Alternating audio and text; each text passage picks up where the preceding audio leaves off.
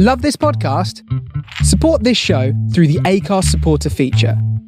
It's up to you how much you give, and there's no regular commitment. Just hit the link in the show description to support now. When you save on auto insurance for driving safe with USAA Safe Pilot, you'll feel like a big deal, even in a traffic jam. Save up to 30% with USAA Safe Pilot. Restrictions apply.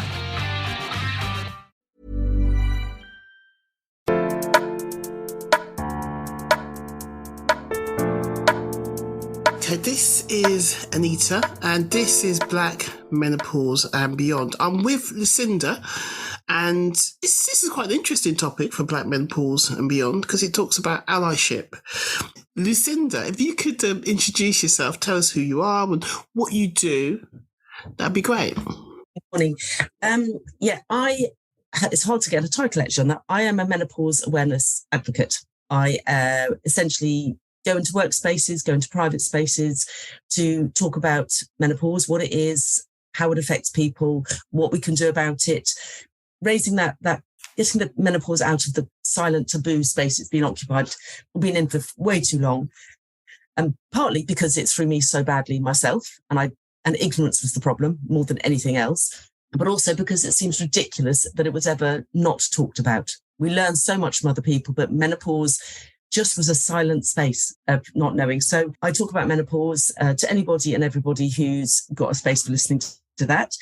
And this opened up an area to me that was very new, which was that the differences culture has on our approaches to menopause and what we know about it when we get there and where we can go for the information and how that information is filtered out through our families, our societies and our workspaces. So as part of your job, have you worked with different diverse communities then?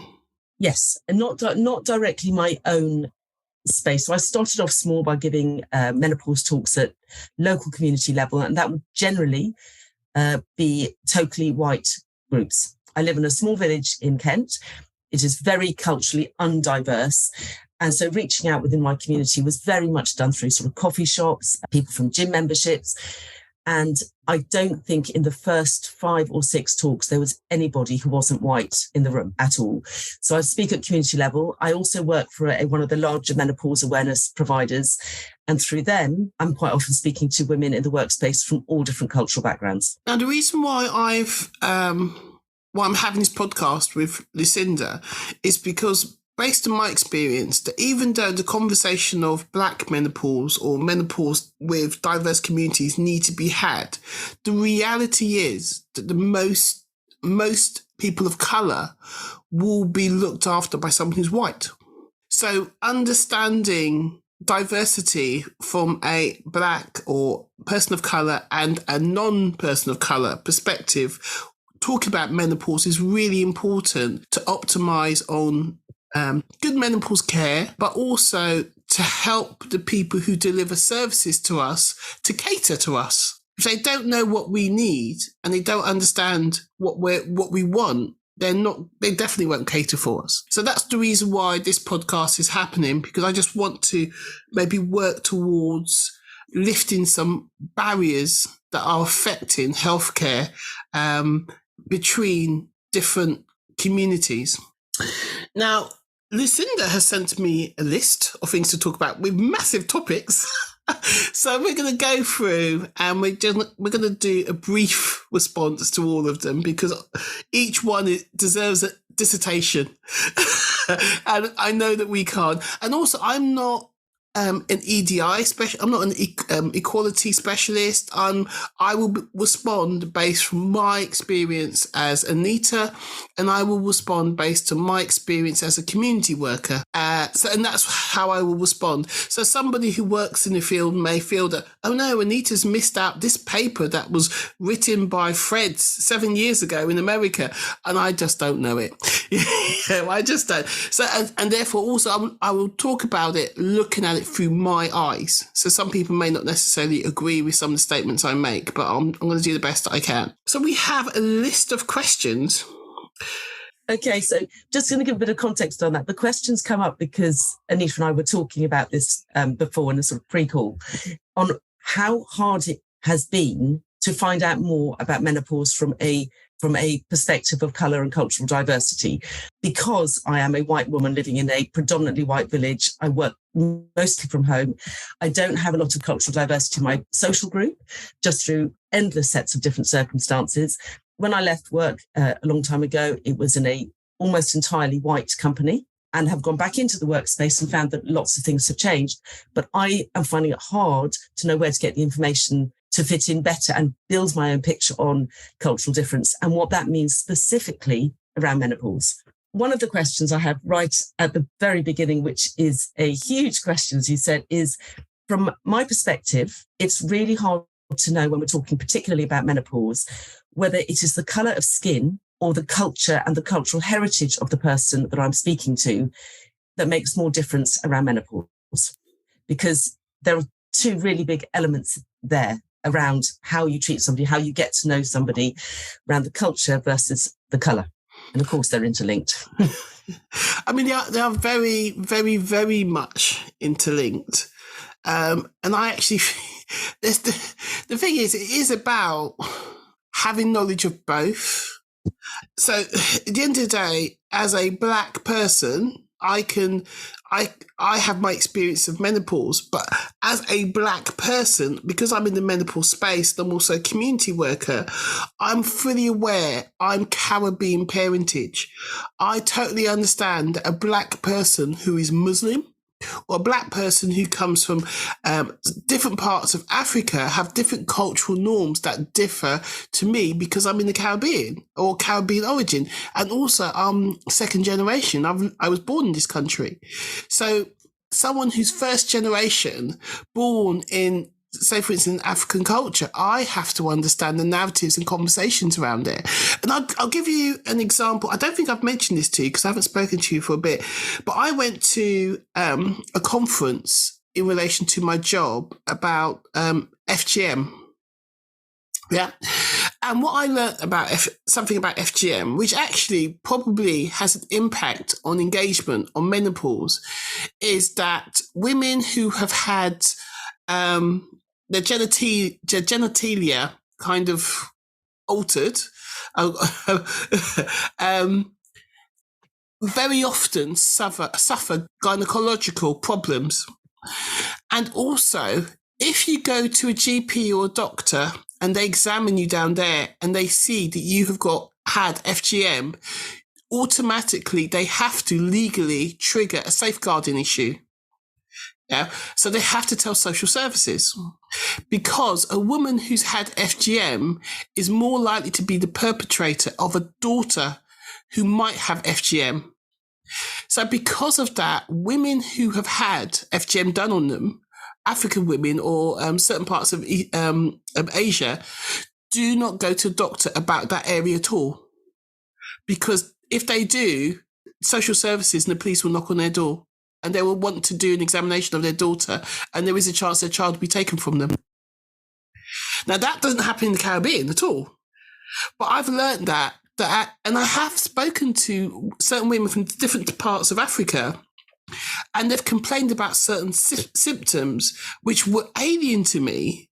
And then when I went to the FGM conference, when some of the speakers were talking about FGM, they sounded similar, some of the symptoms, if it's done really badly, to the conversations I've had with women before, and I didn't know. And what I've recommended to them is to go to a gynecologist or go to a doctor, which clearly they're not going to go. So does that help understand that it's very complex? And sometimes what people need to understand, if you're white, you can be German, you can be French, you can be Australian, you can be American, you could be Polish, and there were different languages, different accents, different cultures. All because I'm black doesn't mean that every black person is one group. There are cultural divisions just as much as there are within white communities. So I hope that addresses that question. It does, but it starts right into the next question. It actually goes back a question as well, which listening to a lot of podcasts, which I've done this year, of yours included, and other blackcasts by women of colour talking about menopause and about their space. And some of them they're not even about menopause, they are just women's podcasts. One of the questions that comes up at the beginning of nearly every episode, no matter who you are interviewing, I'll use you as an example, is where are you from? What's your heritage? And that's a question that comes up right at the beginning. And it is part of understanding who that person is. For example, as you said, are they from an African country? Are they from a Caribbean country? Where are they Asian? What is their heritage? Comes into who they are. And it seems a very comfortable question for you to ask your guests, and they're very comfortable replying to it. But I would not be happy starting a conversation with, where are you from? Because of course, from a white person asking that question, it's the wrong question. You're not allowed. Exactly. You can't. I shouldn't be asking that. But what I'm meaning to ask and what I want to know is, who are you? What's important in your life? Because I can see your skin colour, but that doesn't tell me who you are. Are you second generation? Are you first? Are you, what's your cultural practices that affect your life today that might in turn have an influence on your menopause? And so there is no comfortable way, I don't think, for me to ask that question, apart from tell me about yourself. But I'm not necessarily asking, are you a mother or are you in a full-time career? I'm asking about your heritage. And I'm a little bit scared of asking that question, even though actually that's what I want to know so we can discover who you are. Ooh, this is a hard one, isn't it? For me, because I now have to put myself onto your side of the table to try and understand what dialogue works and what dialogue doesn't. I mean, the reason why the question, where are you from, is racist, is because it's normally a question that comes very early in a conversation, and that person is highlighting that person's ethnicity or division without getting to know them. That's the reason why there's an issue. So even though they can hear an English accent and they're at a party, they haven't asked anyone else where they're from, but they've asked that person. So that's the reason why it's unhealthy, because they're causing a racial division where it doesn't need to be. I think the best way for a non-person of colour to ask a person of colour stuff around their heritage is to actually have a conversation with them. So it's a series of questions. It's just really hard, actually. Even I find it hard, but I know it's a series of questions. Some people are showing interest in who you are, and some people ask blank questions. A blank question is unacceptable. Series of questions where you get to know someone, you get to know where they come from and what they like, what food do they eat. Asking someone, what food do you like? That might be an indicator and stuff. And then once they say what food you like, say for instance, they say curry, and they say, oh, what type of curry? Do you like Thai curry? I said, oh no, I like Caribbean curry. Oh, are you from the Caribbean? And then you say, oh yeah, my parents is from Jamaica, my blah, blah, blah. And say, oh wow. I mean, something like that might be a soft way, and it's a conversation about that person as a whole. It's not, you're not necessarily just looking at them and causing a division. You're actually getting to know them. Can you see a difference? I can, but I'm going back into, as you said, straight up, hi Anita, nice to meet you, where are you from? I can see why that is immediately going, it translates in my own mind from what I have learned, translates into, hello Anita, I can see that your skin's not white, where are you from? Which could be heard, not meant, but could be heard in brackets, and what are you doing here? That is what the little bit of understanding I've had from somebody was that the in brackets that he would be hearing was, and what are you doing here in England? That was his subtext to the question. But if what you're actually asking is, what is your cultural heritage? I'd love to know more about your gorgeous dress sense or your fantastic skin, or if we're talking about menopause, what's your upbringing been like around menopause? Yes. Then it's a really different question. And it's hard to ask that question without worrying that somebody is hearing from their perspective, in brackets, something insulting. I mean, the thing is, everyone's different, isn't it? So when I hear the comment about the question, where were you from? To me, what it's doing is highlighting this difference at a time when why are you highlighting the difference? I've just met you at a party. I don't need, I'm talking to you as a human being. You're talking to me, and clearly my colour is something that you need to know straight away. You need to know a bit about it. So I don't necessarily see it as you shouldn't be here. I just think straight away, as part of the first impression to you, you have picked up difference. You don't see us as equal. And I've had scenarios where I've spoken to women who are the same age as me. We've got loads of things in common, and then they've come out with statements based on my ethnicity, and they've used language referring to my difference, like, oh, people like you. I mean, I've had conversations like that, and the thing is, we've got on fine. With loads of things in common. We're having a laugh. We're having a joke, but that person hasn't seen me as someone like them. They've seen me like people like somebody else, and that's really rude. But I don't necessarily, for me, always think, oh, what are you doing here? I just think, oh, you're already causing a division. We have so many things in common, but you can't see that. You see I'm different. I think around diversity, around ethnicity, the person you're asking needs to know that the information you want from them is relevant to the conversation. Yeah, because sometimes you give somebody information and they arm and weaponize it against you. So that's why I think you do have to have dialogue. And it could be that the dialogue it can't be long-winded, it's like, oh, what's your favourite food, as I said earlier? And then they make statements, you ask questions. And then when you start talking about favourite foods and things like that, that then relates to culture and whatever. And then, you can say, oh, I went on holiday there and I went to this island. Do you know about this island? Or I've done a safari tour around Africa and I went, have you gone to that part of Africa? And stuff like that. But I think sometimes you have to be really conscious that you're talking to someone who's dangerous, because racism and racists are dangerous to people of colour. They can get people sacked, they can demonise us, they can belittle us, they can laugh at us. So when you're talking to someone who highlights your ethnicity when they don't need to, that triggers unsafe, that triggers potentially hostility, and that triggers someone who you need to be careful around. And that's where, if you have dialogue which shows an interest in them, and as part of that, you pick out where they come from, you're doing the opposite. You're showing an interest in who they are, and you're wanting to get to know them as a person.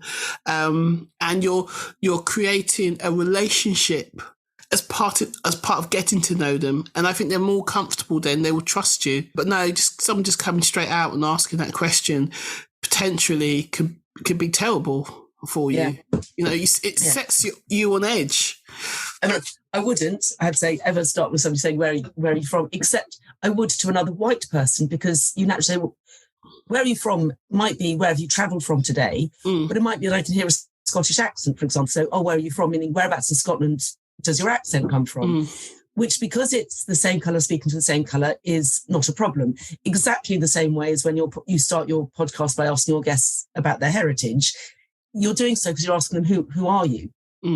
Why are we talking? Why are we on a podcast called Black Menopause and Beyond? We need to identify the heritage, because there are so many different places that people might get their culture from, that the skin difference is very different to the cultural upbringing.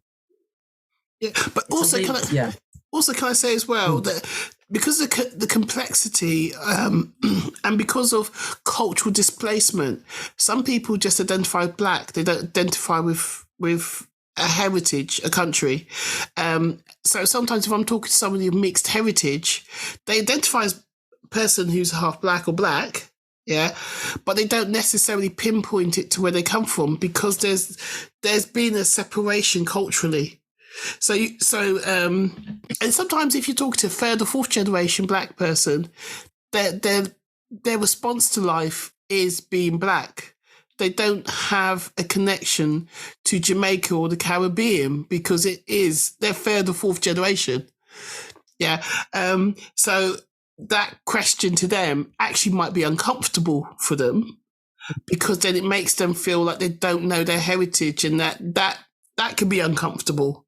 because very often, if you're a person of colour and either for whatever reason you're disconnected culturally from your original country, when you're confronted about, oh, what foods do you like, blah, blah, blah, blah, blah, blah, and whatever, actually that can be emotionally triggering if they have an issue with not knowing about the Caribbean, if not knowing about Africa, if not knowing about, wherever they come from. And it could be that if they're mixed heritage, say, for instance, they've never, ever grown up knowing their black side. They lived with a white mother. Their father, say, for instance, doesn't talk about it, or the father's not present. They don't know much about their heritage in relation to the black family, but they know and they identify with black or mixed. So there's another element there that you also have to we always knew it was going to be a deep conversation, but taking that back to a slightly simpler level, when it comes to menopause and approach to menopause, it is our culture, our home culture, for each one of us, that affects how we approach menopause. Now, that might be having a house full of men, 3 brothers, and a mother you don't get on with, or an absent mother, and a father who you therefore don't talk about menopause with, or periods with, or whatever. Or you might be a woman of any colour who's got 6 sisters, and you all have a really good laugh together and talk about the nitty-gritty. So that is our individual cultures, mine, anybody else's. How we approach this stage of life will be affected by our upbringing, which is affected by our culture as well. So the openness, are you a chatty person? Are you a shy person? Are you embarrassed about your body? Are you from a religion that doesn't like you to talk about these things in public, or to anybody? So how comfortable we are going to a doctor? Do we like the doctor? All of that will affect how we approach menopause. And on top of that, you have the layer of home culture as well, which is affected by the larger cultural heritage as well. So it's a very individual question about approaching menopause as to how have we got to this stage in life, and what did we know when we got here? So the question would be that's okay. So the question is, we'll take it back to menopause, that huge subject of cultural heritage. And as you said, some people's cultural heritage is entirely their hometown in England, and their English grandparents in England, and that has a sub level then that colour comes into it. But when we're approaching menopause, each person's individual home culture is the starting point for each person, which in turn is affected by our grandparent level and our cultural heritage from wherever we come from. Did we have a grandmother who talked about having hot flushes? Did we have a mother who spoke to us about periods and pregnancies? Do we come from a background where this is all very private and talking about it at all is going to be hard? Do we come from a home that we go to the doctors every time we get a sniffle, or do we come from a home that we never go to the doctor at all? And listen to some of these podcasts from women from all different parts of the world. There's a big difference in approach to going to Western medical care. Huge difference on fear factor, the racism that comes into it, the access to good doctors, and then when you get to a doctor, the different approach from a white woman seeing probably a white doctor versus a woman from any other cultural heritage seeing a doctor who is very possibly younger and white at this stage of life. It's a really different approach. And that's culture affecting our approach to going to the doctor, as well as our home upbringing. Yes, I agree with that. I mean, I definitely agree that it's multi-layered, the conversation around menopause and engagement with the health sector. I think also that I personally feel this way, and I could be wrong, but I've been in community work for many, many, many, many years, and I've always, well, not always, I very often work in general spaces where I engage with people who are either experiencing obstacles or disadvantage, and my job, depending on the project, is to help them overcome and to signpost and be a problem solver. Yeah.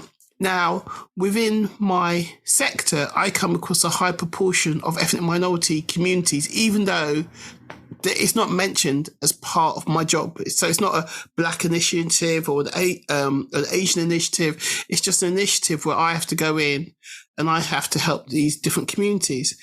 My gut feeling, based on my work experience, is that there are a higher percentage of people of ethnic minorities who are experiencing disadvantage. That's why I see a high percentage. And I feel that even though there's cultural issues and there are family issues, there are also social issues which have an impact. And some of these social issues, you wouldn't think there's an impact. But actually, I think one thing we learned from COVID is that, there was all kinds of things that can affect health outcomes. So say, for instance, poor housing and employment, poor housing and educational problems, poor housing and health are strongly connected. Yeah. Every single person near enough that I encountered, when there were issues around school, there were issues around gangs, there was issues around their education. Some of the people I've worked with, the conversation of housing was also mentioned. It was either overcrowded or inappropriate, or there was damp, or the landlord didn't maintain the house properly. The list could go on and on and on, or they had been kicked out. And I think that something like housing should be the foundation of a happy home. And if that foundation is rocked and you're stuck in that home for years, it can have a detrimental effect on all aspects of your life. So I think it's not just about cultural elements. Based on my work experience, social influence has a major impact on the quality of everything. Even the quality of the school you go to can affect where you live. I mean, we know that where you live has an impact on where you go to school. And if you live in an area which has a history of bad housing, then the chances are the school is also bad. There was a relationship. And I feel that ethnic minorities, combined with cultural, but also combined with societal issues, they're more likely to just have a negative impact. And you have to deal with those social issues. Yeah, it's definitely multi-layered. Yeah, way to go down. But if we're talking about menopause, it is always different for each person. Every single one of us will go through it our own way. Mm. But understanding what somebody's issues to start with comes back to who are they? Who are you? What is your upbringing? What is your social influences that have held you back or propelled you forward, or made your privileges, your absolute lack of privileges? Where does that shape how you're going to be when you reach midlife? And where can you get help from? And who can you listen to get help around menopause is a problem I come up with time and time again. And I'd never thought about cultural heritage and menopause until I went to a conference, and a woman who I think was originally, or family was from Pakistan, runs her own very successful financial sector company, and stood up in a room full of 200 people and explained why talking about menopause was important, because she came from a background that never spoke about periods or pregnancies or postnatal depression. And that was a light bulb moment for me, going, really hadn't thought about then about the differences culture made to menopause, which of course, the more I research, the more I learn, the more I listen, makes me understand the more social influences have an impact as well. It's not just education. It's about our entire society that shapes us the whole way round. Whether we feel positive or not changes how we will approach something. And how positive we feel might come down to our housing, might come down to our neighbourhood, it might come down to our school life, it might come down to how supported we are at work, everything. And that's why it's really important to know about cultural differences around menopause, because they affect, it's not just, I don't mean our ethnicity, I mean our culture of individuality affects everything that we do. And yet we have to talk about something like menopause in general terms, because there's a lot of general information that's relevant to everybody that then has to be segmentized for that individual to make it the best advice for them. Definitely. I mean, definitely. Understanding how diverse society is, but also from a cultural element as well, which you haven't really covered so much, is when you seek help as a person of colour, people's perception of you has an impact on the treatment you get. I know a woman who is degree educated, turns up at a doctor's, and if the doctor is not necessarily forthcoming with regards to menopause, and even though things have changed a lot in the past 5 years, the reality is some doctors are still reluctant to engage in that conversation of menopause, or not trained.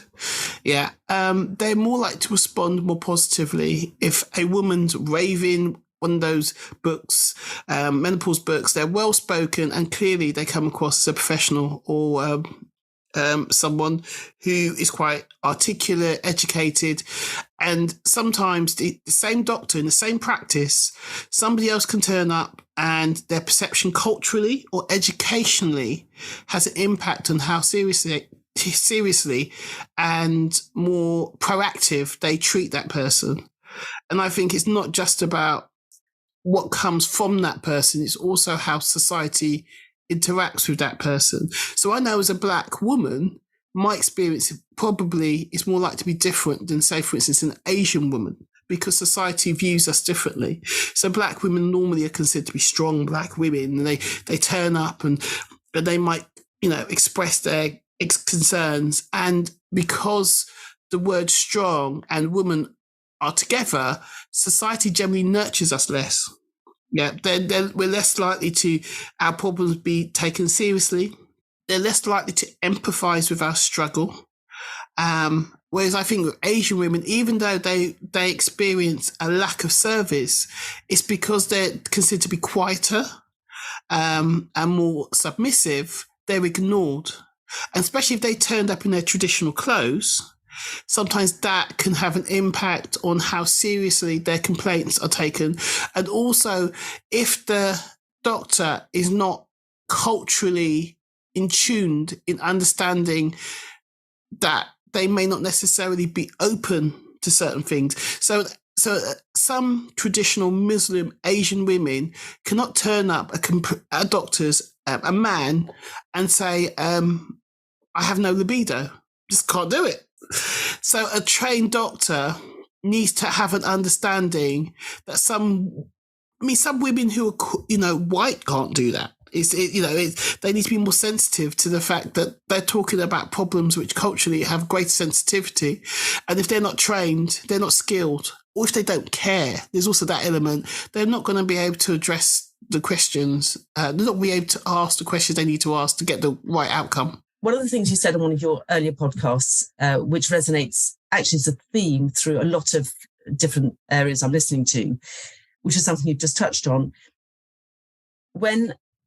on colour and being treated by doctors. When I first went to a doctor about menopause, my GP wasn't trained in menopause, didn't have the right conversations with me about the right sorts of things. And I felt I left not feeling very heard, not feeling that this particular doctor was a man, that he knew anything about menopause and that he was wrong. So it took a bit of guts, but I made a second appointment and went back in again. And then a third appointment because the second GP also didn't know. And whilst I thought that the GP didn't know very much and wasn't treating me properly and didn't know much about menopause and all of those things, I didn't have the colour or the racism element in that process. And listening to one of your podcasts when you were talking about going to the GP and not being heard, not being seen, was the first time I'd realised that colour affects how we are seen in a GP. Because if that experience had been yours, for example, you might have left going, I haven't been heard. Is it because of my colour, or is it because the GP doesn't know anything? And that adds a whole extra layer. And then, as you just said, going to the doctors with a chaperone, for example, to speak about something like libido is something that some women are never going to do. So they're not going to, there are 4 layers in that process behind where I'm just going, I need to see a different GP. I can have that conversation openly. Colour hasn't come into it. So I just need to see a different GP, and how much harder it becomes depending on our personal heritages and our situations. But I've never thought about that before. Why would I have thought about that before? It had never been in my, menopause wasn't in my stage process, let alone going to the doctors from different perspectives. And that clearly the more I listen, that is a really big problem. Yeah. Going to a GP and being heard is big problem around anything, but yeah, it's being heard, being understood, and also speaking to a health professional who's culturally competent to understand that they have to ask certain questions because that person will never tell them. Yeah, I mean, if it could be that if you ask a certain woman who would never say it to you a question and say, "Are you struggling with your libido?" They might just say one word, "Yes." That's it, and therefore, that is enough to influence how they're dealt with to give the right outcome. But the way things are done at the moment, if you don't say that, loads of GPs are not culturally aware or not allowed to. So I hear if you're talking about the libido and you want testosterone, you have to say it. The doctor will never ask you about it. So I hear that a lot. So that means there are loads of women culturally who would never ever talk about their libido and their sex lives to their GP, are not being treated fairly or accurately or optimum because they won't use that language.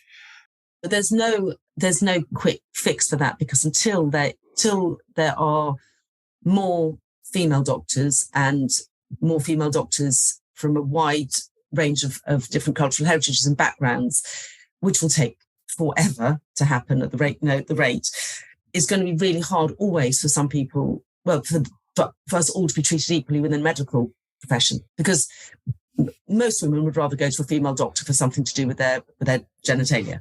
There are thankfully a lot more female GPs than there used to be, but it's still in most practices biased towards men versus women GPs. And then they are more likely to be working part-time, so harder to get an appointment.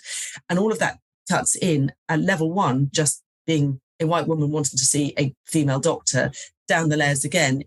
There's no fix to our problem of getting to see a culturally aware, educated doctor if actually gender is also a big barrier in that treatment process as well. But also, even though I do agree with you, it is about being more aware, and it changes over time.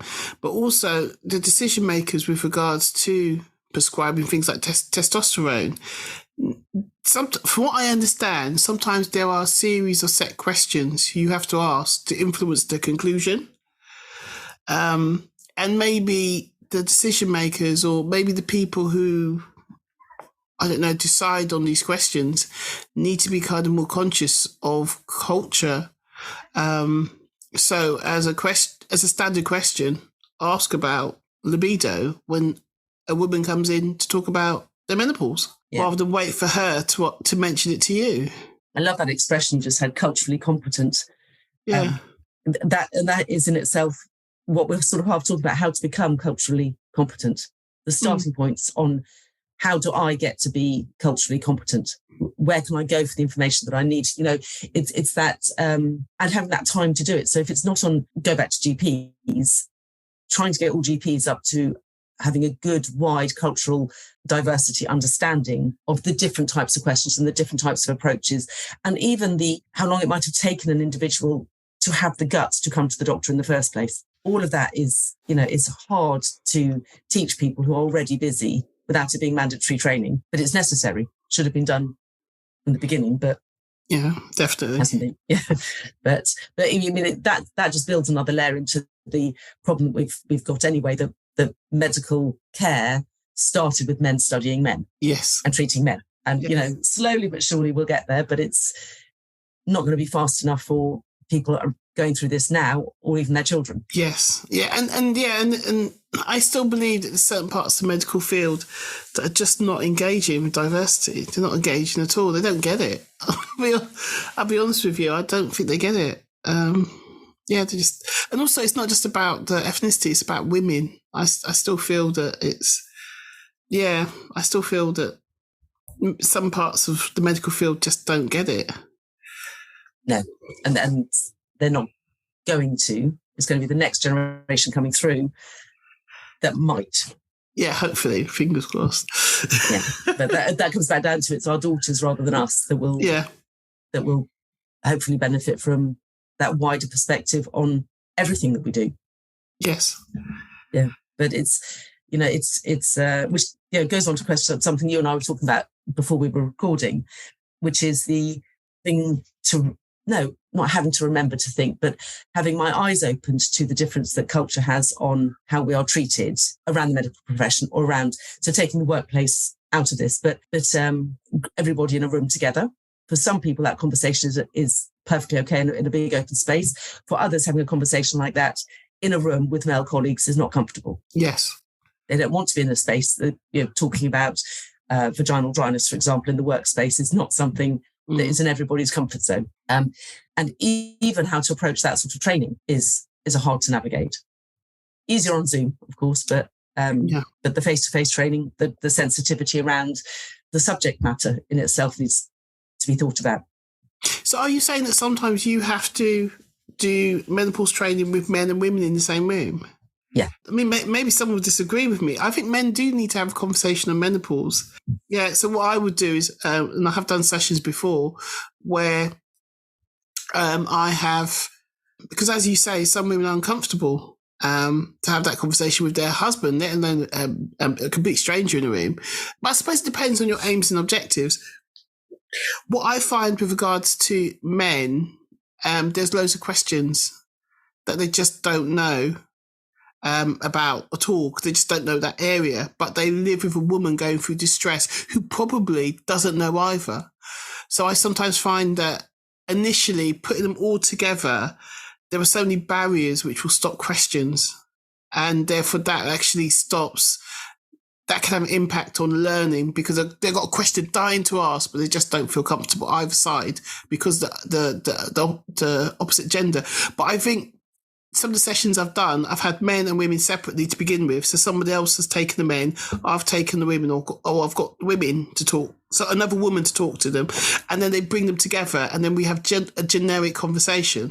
I found that that's been really helpful, because the information they've learned in either group, they then have created dialogue and conversations which can be addressed immediately after that male and female dialogue. But no, that's definitely going to stop loads of men and women talking. I mean, when I did a session where there were men talking about menopause, loads of things they asked about was how to look after their wives when their wives were suffering.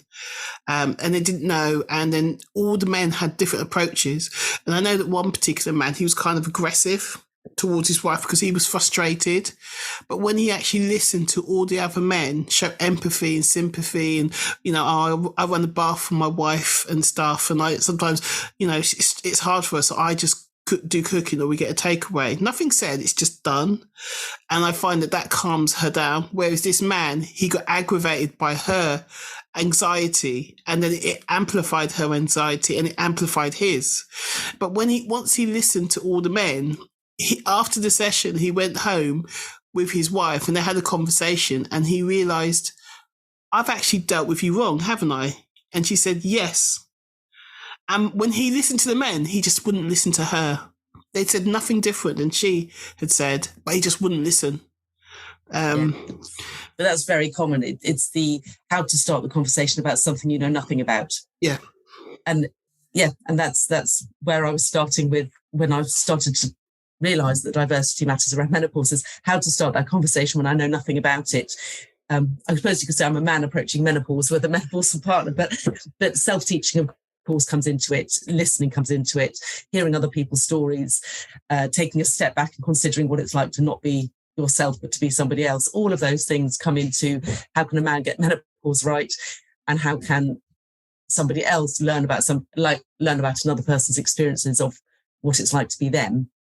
And of course, I'm always focused on menopause, so that comes into it. But it's but sometimes we do joint sessions, and it's the introductory level of knowledge rather than the in-depth, and it's the starting of that conversation. And not everybody for a long time ever will be comfortable talking about menopause in public, whether it's work or at home. But getting that word used in the workspace, getting it used in our society, having it in the papers, having on TV programs, just normalising it is a good place to start. Yeah, definitely. Because it's so much better now than it was 5 years ago. 5 years ago, you said menopause, and literally the room was cleared. I still remember that. Menopause, and people whispered, menopause. But the first time I did a talk, the feedback I got, which was group of friends round a kitchen table. I'm not embarrassed now of the talk because it was the starting point, but I'd found out about menopause, and it was almost like this is a horror story I need to tell you all, ladies. I need you to be aware of the horror story. And the question that came up really at the end was, could you do this for our husbands? Can you run the session for our men folk? Because I need them to know. We need them to know that it's not just me. Lots of us going through this. And as you said, men learning from men about how to be empathetic around menopause. Great. Well, however they learn. Yes, true. However they learn. It's I think it's quite often that comment. How do I get the people around me to understand about menopause so that I'm not doing this on my own? Definitely. Thank you for listening to the podcast. That was part 1 of allyship in the menopause space. There are 3 other parts, and part 2 will be released in a few days. So if you would like to follow and like my social media, as well as my wherever you listen to my podcast, you'll be kept up to date with what is going to happen over the next few days with regards to the further episodes of allyship in the menopause space.